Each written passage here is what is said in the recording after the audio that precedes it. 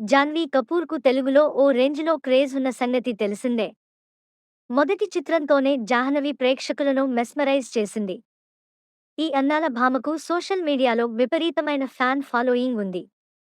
సినీ నేపథ్యం ఉన్న కుటుంబం నుంచి రావడంతో కొంతమంది నెటిజన్స్ ఆమెను విపరీతంగా ట్రోల్ చేస్తుంటారు. నెపో కిడ్ అని విమర్శలు గుప్పిస్తుంటారు. ఈ ట్రోల్స్, విమర్శలపై జాన్వీ కపూర్ ఎప్పటికప్పుడు స్పందిస్తుంటుంది. జాన్వీ కపూర్ నుంచి 2022లో 2 సినిమాలు వచ్చాయి. గుడ్ లక్ జెర్రీ, మిలీ చిత్రాలు ప్రేక్షకుల ముందుకు వచ్చాయి. ఈ 2 మూవీస్‌లో ఆమె నటనకు మంచి మార్కులే పడ్డాయి.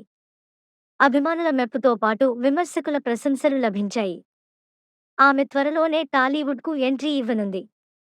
ఎన్టీఆర్ 30లో హీరోయిన్‌గా ఎంపికైందని ఇప్పటికి తెలిసిందే. ఇంకా రామ్ చరణ్‌తో ఒక మూవీ ఒప్పుకుంది. ప్రస్తుతం ఈ భామ బాలీవుడ్‌లో కన్నా టాలీవుడ్‌లోనే చాలా బిజీగా ఉండడంతో సినీ ప్రేమికులు ఫుల్ జోష్‌లో ఉన్నారు.